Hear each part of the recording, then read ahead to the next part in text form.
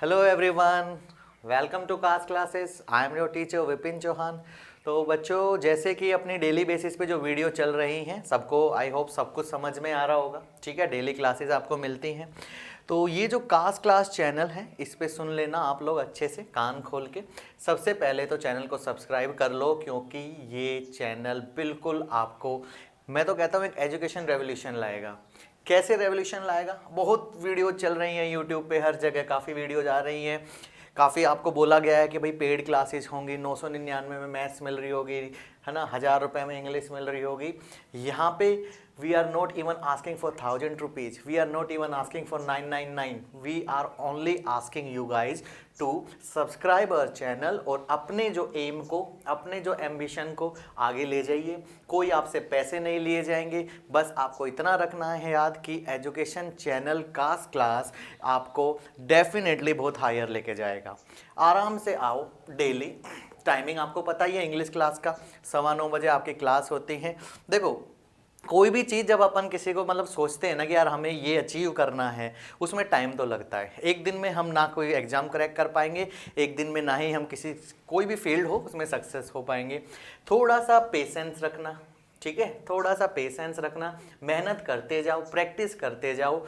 कोई भी एग्जाम है, मान लो आपका भी 10-15 दिन बाद ही कोई एग्जाम है, तो अब आप अचानक आप आए हो और आप सोच रहे हो कि यार मैं पढ़ के जल्दी से 10-15 दिन में, नहीं हो सकता है ऐसे। You can not crack even a single exam within 10 to 15 days और विद इन 1 to 2 months।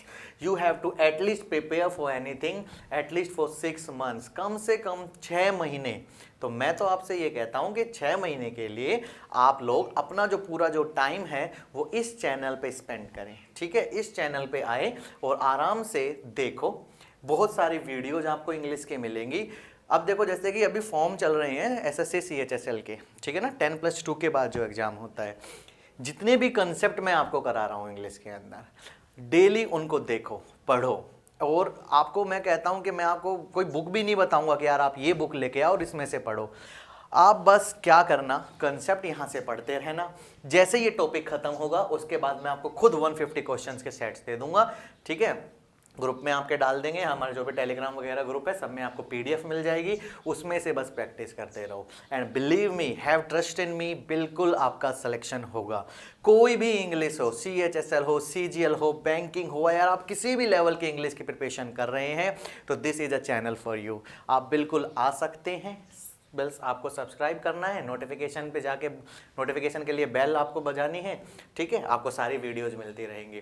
तो बच्चों, बस इतना बोलना है कि आप थोड़ा सा पेशेंस रखिए। आप लोग कमेंट्स भी करते हैं कि सर ये इसके लिए बेनिफिट रहेगा या इसके लिए बेनिफिट रहेगा। देखो, इंग्लिश है, हर एग्जाम में यहीं से आना है, यहीं कॉन्सेप्ट होंगे। और एक बात है, एग्जाम ओरिएंटेड मैं आपको कराऊंगा, बिना बात की बातें बिल्कुल नहीं बताऊंगा कि भैया ये ऐसा होता है, ये ऐसा होता है। दूसरी बात, इंग्लिश के अंदर कोई जीनियस नहीं बनना है आपको। आप ऐसे नहीं सोच रहे कि मुझे टीचर बनना है, नहीं।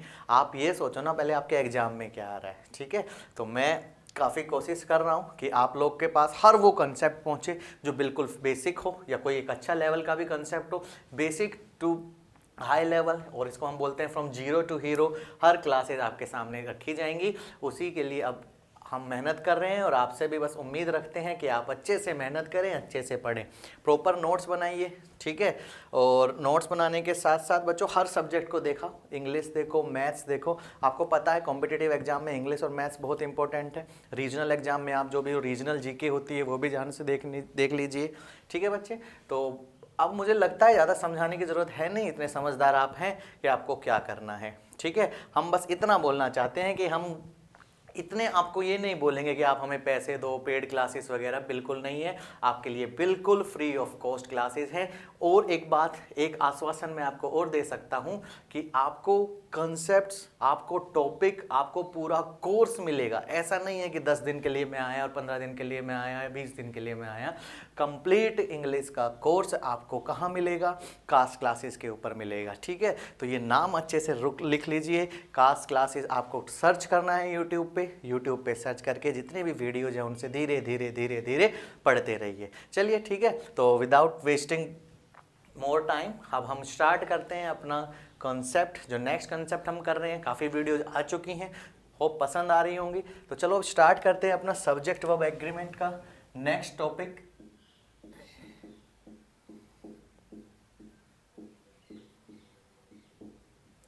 सब्जेक्ट वर्ब एग्रीमेंट की शायद हमारी ये 7th क्लास होगी, ठीक है, यानी इसका मतलब 7th कंसेप्ट हम करने वाले हैं, ठीक है, 7वां कंसेप्ट आज स्टार्ट करेंगे।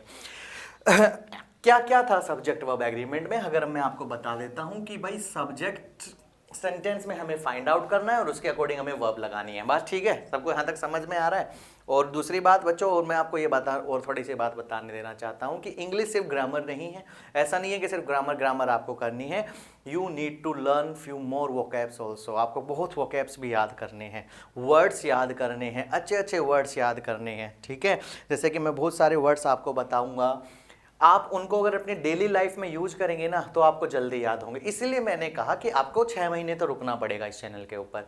6 महीने के बाद आप अपना लेवल देखिए कि यार सच में मेरे पास काफ़ी वर्ड्स आ चुके हैं, सच में मेरे पास काफ़ी वोकैब्स आ चुके हैं, सच में आपका कॉन्फिडेंस जो लेवल है वो हाई हो जाएगा, क्योंकि English is a language of confidence और इंग्लिश से ही आपको कॉन्फिडेंस मिलेगा, ठीक है। तो अब स्टार्ट कर लेते हैं फिलहाल, और फिर वो कैप के भी आपके वीडियो मिल जाएगी, ठीक है। तो चलो 7th कॉन्सेप्ट क्या है हमारा, ये कॉन्सेप्ट लिखा हमने 7th। अगेन इसको एक क्वेश्चन से ही स्टार्ट करते हैं। क्वेश्चन क्या है हमारा 7th में, फर्स्ट एग्जाम्पल मैंने लिख दिया कि ये मान लो क्वेश्चन आया, मोस्ट ऑफ द न्यूज, ठीक है, most of the news pertaining to the damage of, ठीक है, most of the news pertaining to the damage of Dr. Sen have been communicated by the local ruffians of a society। ये sentence है, ठीक है बात। ये ऐसा sentence आपके सामने एग्जाम में आया, आपको अगेन एरर फाइंड आउट करनी है, क्या एरर हो सकती है इसके अंदर, फिर से हम अपना दिमाग लगाएंगे। सेंटेंस पढ़ना बच्चों एक बार क्या है, आपको कुछ अच्छे वर्ड्स भी दिखेंगे इसके अंदर, ठीक है। Most of the news pertaining to the damage of Dr. Sen have been communicated by the local ruffians of a society। सबसे पहले pertaining to का क्या मतलब है, पहली बात तो ये ध्यान रखना, वर्ड है pertaining, और pertaining के बाद जो preposition लगा रखी है हमने वो है to। pertaining to का मतलब होता है related to, क्या होता है, related to। ज्यादातर न्यूज, डैमेज वर्ड है अपना एक, ये वर्ड अच्छे से सुनना, डैमेज का मतलब होता है बच्चों मृत्यु या डेथ, क्या होता है, डेथ, इसको हम बोल देते हैं वो डूम का मतलब कयामत, यानी कि मृत्यु से रिलेटेड सारे वर्ड्स हैं। Most of the news pertaining to the damage of doctor Sen have been communicated by the local ruffians of a society. Ruffians का मतलब होता है वैसे गुंडे वगैरह या लोकल लोग, जो लोग होते हैं। ज्यादातर खबर डॉक्टर सेन के मरने की लोकल रफियंस हमारी सोसाइटी के, उनके द्वारा कम्युनिकेट की गई है, उनके द्वारा बताई गई है। ये कुछ सेंटेंस है, ठीक है। ज्यादातर खबर डॉक्टर सेन के मरने की हमारे लोकल रफियंस के द्वारा, हमारी सोसाइटी के लोकल रफियंस के द्वारा फैलाई गई है या कम्युनिकेट की गई है, ऐसा कुछ सेंटेंस है। Again don't need to translate in Hindi, कोई नीड ही नहीं है हिंदी में ट्रांसलेशन करने के लिए। All you just have to know about the concept of the question. Concept कौन सा है, हमेशा हर क्वेश्चन में, क्वेश्चन देखते ही आपको पता चल जाएगा यार ये तो मोस्ट ऑफ द वाला कॉन्सेप्ट है। कौन सा कॉन्सेप्ट है, मोस्ट ऑफ द वाला। इससे पहले मैंने आपको बताया था भाई ये तो ईच ऑफ वाला कॉन्सेप्ट है, आइदर ऑफ वाला कॉन्सेप्ट है। तो क्वेश्चन देखते ही आप बताएंगे अरे ये तो मोस्ट ऑफ है, सर ने बताया था मुझे, ठीक है। तो बस प्रिपेयर करते रहो आराम से। क्या एरर हो सकती है इसके अंदर, चलिए समझते हैं बच्चों। आपको मैंने बताया यार ये मोस्ट ऑफ का क्या चक्कर है, ठीक है। मोस्ट ऑफ, आपसे मैं अगर बात करता हूं तो बात ये है कि भाई मोस्ट ऑफ, सबको पता है मोस्ट ऑफ का क्या मतलब होता है, ज्यादातर, ठीक है। अब वही है सब्जेक्ट वर्ब एग्रीमेंट है, हमें पता करना है कि यार ये मोस्ट ऑफ जो वर्ड है ये सिंगुलर होता है कि प्लूरल होता है। बात बड़ी बेसिक सी होगी ये भी। मोस्ट ऑफ के बाद बच्चों अगर कोई नाउन आता है तो वो हमेशा प्लूरल होगा। कैसा होगा, प्लूरल, बात ठीक है। मोस्ट ऑफ द बॉय कि most of the boys, most of the boys, ध्यान देना।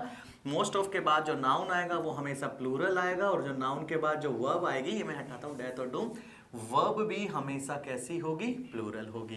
कॉन्सेप्ट तो ये है, ये हमारे बुक्स में ऐसे लिखा रहता है कि ये फॉर्मूला ऐसे याद रखना, बट आपको कुछ याद नहीं करना है, आपको तो बस समझना है कि मोस्ट का मतलब होता है ज़्यादा, और ज़्यादा वर्ड हमेशा प्लूरल रहेगा। मोस्ट ऑफ के बाद नाउन प्लूरल और वर्ब प्लूरल, ठीक है बात, मान लिया ये। जैसे कि अब मैंने एक एग्जांपल, एक और छोटा सा एग्जांपल लिखा कि मोस्ट ऑफ द, बहुत बेसिक से मैंने बात बताई कि मोस्ट ऑफ द स्टूडेंट के स्टूडेंट्स, ठीक है, most of the students are aware of this, ठीक है, ऐसे कुछ मैंने लिख दिया कि ज्यादातर जो स्टूडेंट्स हैं वो इसके बारे में अवेयर हैं। तो बात थोड़ी सी समझना है, सिंपल सेंटेंस है, most of the students are aware of this, ज्यादातर बच्चे या ज्यादातर स्टूडेंट्स इस बात को लेके अवेयर हैं। बात मैंने क्या बताई कि सर मोस्ट ऑफ जब भी आता है, मोस्ट ऑफ के बाद जो नाउन होगा वो हमेशा कैसा होगा, प्लूरल। बात ठीक है, स्टूडेंट्स हैं यहाँ पे, नाउन कैसा होगा, प्लूरल। नाउन प्लूरल हो गए तो वर्ब भी कैसी होगी, प्लूरल। आर आया हुआ है, यह सेंटेंस बिल्कुल सही है। बात क्लियर है, ठीक है, बात समझ रहे हैं। लेकिन बात क्या है, इसमें इंपॉर्टेंट क्या है, हालांकि बुक्स में एक्सेप्शन लिख देंगे, एक्सेप्शन वगैरह कुछ भी नहीं है, ये बात तो बिल्कुल ठीक है, कोई प्रॉब्लम नहीं है, ठीक है। मोस्ट ऑफ के बाद नाउन प्लूरल होगा और वर्ब भी प्लूरल होगी। बात कहां से बन रही है, बात ये है कि कई बार फिर ऐसे देगा क्वेश्चन यहां से आएगा ही, noun plural verb plural, question ये बनेगा मोस्ट ऑफ द न्यूज, क्या बोला, मोस्ट ऑफ द न्यूज, बड़ा बेसिक कॉन्सेप्ट है, most of the news are accurate, मान लो ऐसे कुछ आ गया कि ज्यादातर जो खबरें हैं वो एक्यूरेट है, ज्यादातर खबरें सही हैं, बिल्कुल एक्यूरेट है। बात क्या है, आप सोचोगे सर मोस्ट ऑफ लगाया, उसके बाद नाउन आया और उसके बाद वर्ब प्लूरल आएगी, पर बच्चों ये जो सेंटेंस है ये हमारा गलत है। क्यों गलत है, बात सुनना। मोस्ट ऑफ के बाद नाउन प्लूरल होता है, लेकिन वो तब होता है जब वो काउंटेबल नाउन हो। कैसा नाउन हो, काउंटेबल। थोड़ा सुना होगा काउंटेबल वर्ड आपने, हालांकि जब हम नाउन करेंगे तो अच्छे से समझा देंगे काउंटेबल कैसे पता चलता है ये काउंटेबल है कि अनकाउंटेबल है। मोस्ट ऑफ के बाद जब काउंटेबल नाउन आए, जैसे कि स्टूडेंट्स आया, स्टूडेंट्स हम काउंट कर सकते हैं ना बच्चों को, 50 बच्चे, 10 बच्चे, 100 बच्चे हैं। जब काउंटेबल नाउन हो तो प्लूरल, और काउंटेबल नाउन प्लूरल है तो वर्ब भी हमारी प्लूरल होगी। लेकिन जब न्यूज, ये अनकाउंटेबल नाउन है बच्चों, यहां से क्वेश्चन कई बार बना है आपके एग्जाम में, जब अनकाउंटेबल नाउन हो, कैसा नाउन हो भाई, बोल देना, अनकाउंटेबल नाउन। मोस्ट ऑफ के बाद जब अनकाउंटेबल नाउन आती है तो एक बात सुनना, फिलहाल बस इसको याद रखना, हालांकि इसका पूरा जो बेसिक है, क्यों होता है, कैसे होता है वो नाउन में, कि अनकाउंटेबल जो नाउन होते हैं उनके साथ वर्ब हमेशा सिंगुलर ही आएगी। अनकाउंटेबल नाउन के साथ वर्ब हमेशा कैसी आएगी, सिंगुलर। ये हमारा एक्सेप्शन है। क्या है, most of the news is accurate होगा। क्या होगा, most of the news is accurate. बात थोड़ी समझ में आ रही है। बात ये है बच्चों, अगर मैं यहाँ से इरेज करता हूँ तो देखना कि मोस्ट ऑफ के बाद, चलो मैं ये स्ट्रक्चर यहाँ पे लिख देता हूँ, एक तो ये है, दूसरी बात क्या है, बहुत जल्दी जल्दी मैं करा रहा हूँ अब आपको। मोस्ट ऑफ के बाद अगर ये जो नाउन है हमारा ये अनकाउंटेबल हुआ, यानी कि अगर हम उसको नहीं गिन सकते, तो अनकाउंटेबल के बाद तो हमें पता है वर्ब कैसे आएगी, सिंगुलर आएगी। ये बात को इंपॉर्टेंस देना, थोड़ा सा क्लियर हो रहा है। मोस्ट ऑफ के बाद नाउन अगर काउंटेबल होगा तो वो प्लूरल होगा और वर्ब भी प्लूरल होगी, लेकिन काउंटेबल नाउन ना होके अनकाउंटेबल होगा तो वर्ब कैसी होगी, सिंगुलर। ठीक है, जैसे कि सेकेंड एग्जाम्पल मैंने लिखा, मोस्ट ऑफ दी वाटर, ज्यादातर जो पानी है, आर आएगा कि इज आएगा, इज कंटेमिनेटेड। कंटेमिनेटेड का मतलब क्या होता है, एडल्ट्रेटेड, यानी कि दूषित। ज्यादातर जो पानी है वो दूषित है। अब हमें पता है कि यार ये जो वर्ड है ना वाटर, ये कैसा नाउन है हमारा, अनकाउंटेबल नाउन है। कैसा नाउन है, अनकाउंटेबल। तो इसके साथ आप आर नहीं लगाएंगे, किसका यूज करेंगे, इज का। ठीक है, ये इतने बेसिक तो एग्जाम में नहीं आने, क्वेश्चन तो एग्जाम में यहाँ से बन रहा है, CHSL वगैरह में, CGL वगैरह में, बिल्कुल CGL वगैरह में ये क्वेश्चन बनते हैं। अब इस पे आ जाइए आप, समझ में आ रही है, बहुत बेसिक बात है, ऐसा नहीं कि मैं इसको पूरी वीडियो में आपको यही बताता रहूँगा मोस्ट ऑफ क्या है, बट ये क्योंकि इंपॉर्टेंट है इसलिए मेरे को आपको बताना पड़ रहा है। मैंने आपको दोबारा कहा था फ्रॉम जीरो टू हीरो, ऐसा कोई कॉन्सेप्ट ही नहीं छोड़ेंगे जिसमें आप नहीं कर सकते। अब होगा क्या बच्चों, कई बार होता है कि भाई मैं पढ़ा रहा हूँ आपको, तो मैं आपको सिर्फ बड़े बड़े कॉन्सेप्ट कराऊँ, क्यों, ताकि मैं ऐसा लगूं कि यार ये तो बहुत बड़ा टीचर है। अरे नहीं, मैं वो शो करने ही नहीं आया हूँ कि मैं कैसा हूँ, मैं अच्छा हूँ या बुरा हूँ। यहाँ पे देखो, मैं दोबारा बोल रहा हूँ, कास्ट क्लासेस पे कोई भी ऐसा नहीं पढ़ाएंगे कि भाई हम आपको इम्प्रेस करने के लिए पढ़ा रहे हैं। जेन्युइनली आपको अगर फील होता है कि हमें पढ़ना है तो आप आइए, हर एक कॉन्सेप्ट क्लियर होगा। यानी कि आपको लगता है कि मेरे पास कॉन्सेप्ट नहीं है, मेरे पे बहुत अच्छे अच्छे कॉन्सेप्ट है कि यार ये कैसे हुआ, पार्टिसिपल्स में ले जाता हूँ मैं सीधा सब्जेक्ट वर्ब एग्रीमेंट में। Again I am not here to impress you guys, मैं यहाँ पे आपको इम्प्रेस करने बिल्कुल नहीं आया हूँ। जस्ट एग्जाम में बेसिक आता है तो बेसिक ही कराऊंगा, और एग्जाम में अगर जब मुझे लगेगा कि यार इस बार तो एग्जाम में बड़ा हार्ड आ रहा है तो मैं आपको हार्ड भी बता दूंगा। ठीक है, तो आप लोग बस इस पे विश्वास करते रहिए कि यार हर टाइप के क्वेश्चन एग्जाम में आते हैं। इंप्रेशन डालने के लिए मैं आपको बस हार्ड पढ़ाता रहूं, बड़े बड़े कॉन्सेप्ट ले आऊं कि इन्वर्जन लो के अंदर और डीप में चले जाओ, पार्शियल इन्वर्जन क्या होता है, ठीक है, बात वो आएगी नहीं एग्जाम में, आपके लिए कोई फायदा नहीं है। तो आपको हर कॉन्सेप्ट को क्लियर करना है, चाहे वो बेसिक हो चाहे वो कैसा भी लेवल का हो, बट आपको करना पड़ेगा। तो उसी बात को अगर ध्यान में रखते हैं तो ये बात आपको समझ में आ रही होगी कि मोस्ट ऑफ के बाद नाउन अनकाउंटेबल होगा तो वर्ब सिंगुलर होगी, लेकिन काउंटेबल होगा तो कैसी होगी, प्लूरल होगी। बात ठीक है। ये क्वेश्चन आया आपके सामने, इसमें एरर ढूंढेंगे। क्या लिखा हुआ है बच्चों, most of the news pertaining to the damage of doctor Sen have been communicated by the local ruffians of a society. ठीक है, क्वेश्चन क्या है इसके अंदर, ये रहा क्वेश्चन। आपको पता है सर मोस्ट ऑफ आया है तो आपको तुरंत स्ट्राइक करेगा माइंड में, यार ये तो मोस्ट ऑफ वाला है। मोस्ट ऑफ के बाद न्यूज वर्ड बच्चों अनकाउंटेबल होती है। कैसे होता है न्यूज वर्ड, अनकाउंटेबल। अगर ये वर्ड अनकाउंटेबल है तो आगे वर्ब देखना सर, हैव नहीं आएगा, क्या आएगा, है जाएगा।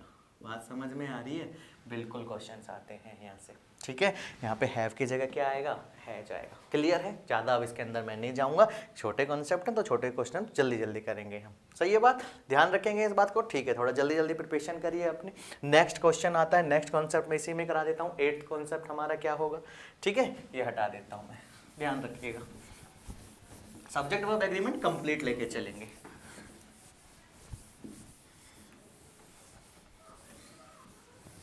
ठीक है, चलो नेक्स्ट एक और कॉन्सेप्ट छोटा सा, 8th कॉन्सेप्ट क्या है, उसको भी हम क्वेश्चन से डिसाइड करते हैं क्या होगा।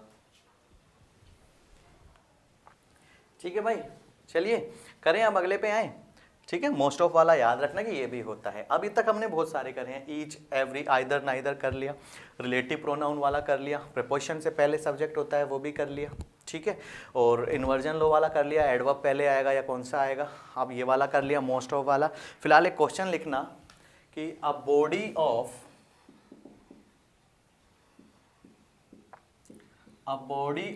वॉलंटियर्स have been organized, एक कॉन्सेप्ट और देख लेते हैं यहाँ से, कई क्वेश्चंस बने हैं। ठीक है, a body of volunteers have been organised to help the faculty members, to help the faculty members. Question पढ़ना, a body of volunteers have been organised to help the faculty members in their attempt to raise the funds, in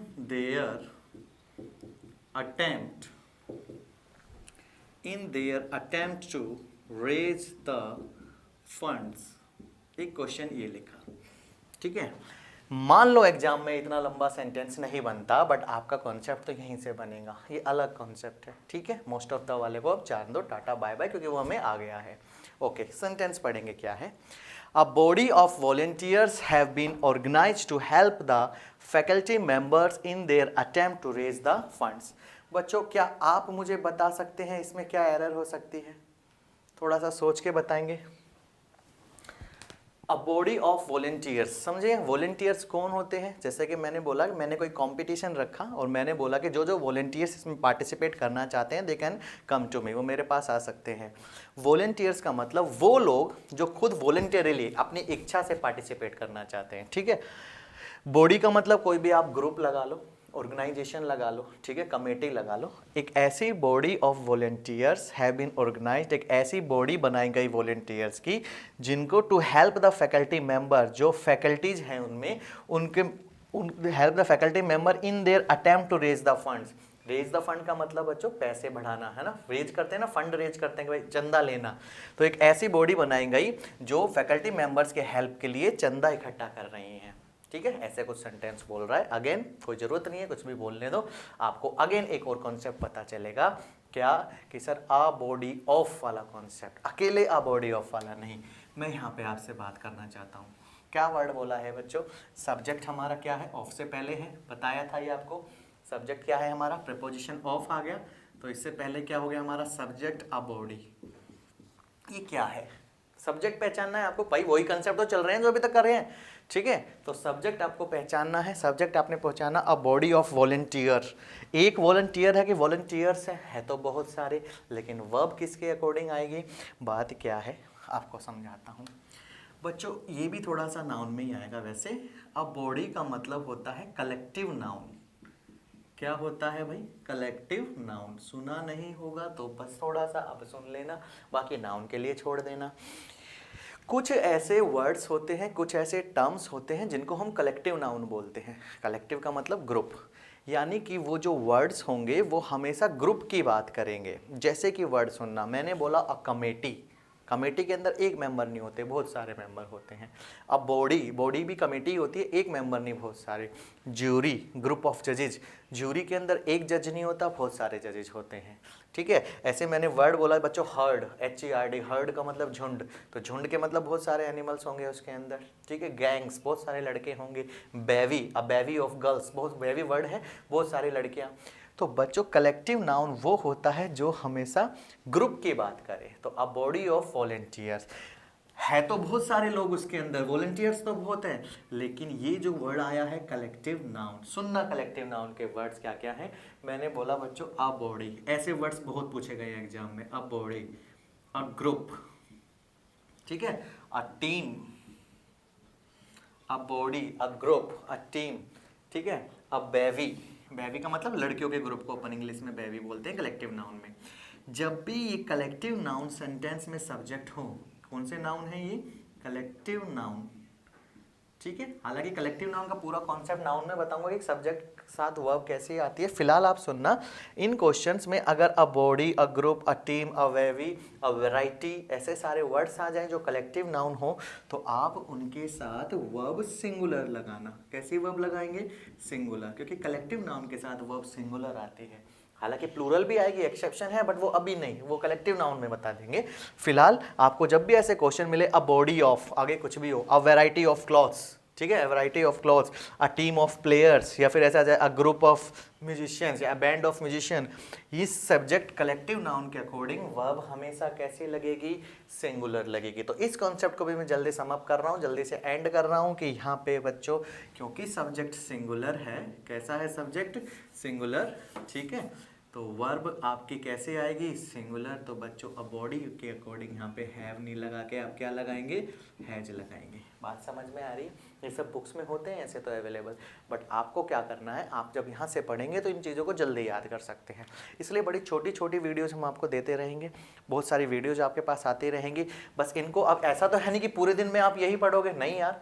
आपको बताऊँ आप क्या है, अब तक English से डर रहे थे कि यार इंग्लिश पता नहीं क्या है, वो बताऊँ कैसे डर रहे थे। टीचर्स आते हैं, मान लो ऑनलाइन क्लास लेते हैं, अरे भाई उन्हें रिलेटिव प्रोनाउन पढ़ाओ, इन्हें बताओ एंटीसीडेंट क्या होता है, इन्हें बताओ टर्म्स बताओ कि भैया रिलेटिव क्लोजेस क्या होते हैं, ठीक है ना, एडवर्ब क्लोजेस क्या होते हैं, नाउन क्लोजेस क्या होते हैं। अरे एग्जाम में नहीं पूछे जाते यार वो। एग्जाम आप सीजीएल का दे रहे हैं, हालांकि यूपीएससी में तो इंग्लिश आती नहीं है, तो मैं आपको बता देता हूँ टॉप नॉच लेवल के एग्जाम कौन कौन से हैं। एसएससी सीजीएल हो गया, बैंकिंग पीओ हो गया, एसएससी सीएसएचएल हो गया, कोई भी रीजनल एग्जाम्स हो गए, कोई भी एग्जाम जिसके अंदर इंग्लिश आती है ना, तो वो आपसे ऐसे इंग्लिश नहीं पूछती कि रिलेटिव क्लोजेस क्या होंगे, नाउन क्लोजेस क्या होंगे, वो बताइए, या आपको टेक्निकल टर्म्स या इंग्लिश टर्म्स देके बड़े परेशान करेंगे, नहीं। आएंगे क्वेश्चन यहीं से। तो क्यों मैं सिर्फ आपको इंप्रेस करने के लिए गलत सलत लगा के बड़ा हाई बता दूंगी, यार ऐसे ऐसे भी आएंगे। इजी भी पढ़ाना पड़ेगा, हार्ड भी पढ़ाना पड़ेगा, ये भी बताना पड़ेगा कि ऐसा भी होता है, वरना गलती करोगे। आपको सिलेक्शन चाहिए भाई, आप कोई टीचर नहीं बनना चाहते, ना कोई आप एक्सपर्ट बनना चाहते हैं, ना आप जीनियस बनना चाहते हैं इंग्लिश में। समझ में आ रही बात? तो हर लेवल की हर चीज़ों को आपको पढ़ना पड़ेगा।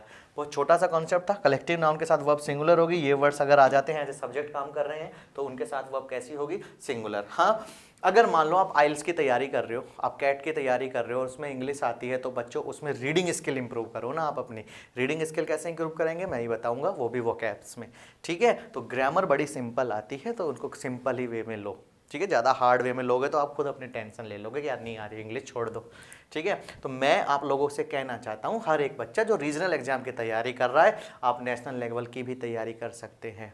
इतना हार्ड कुछ भी नहीं है, इंग्लिश को बस हवा बना रखा है, there is nothing in English, ऐसा कुछ भी नहीं है जो आपको समझना है। क्या ये सिंपल सिंपल चीज़ें समझ नहीं आ रही, अब एग्जाम में यही आती हैं तो क्यों नहीं आएंगे समझ में, ठीक है।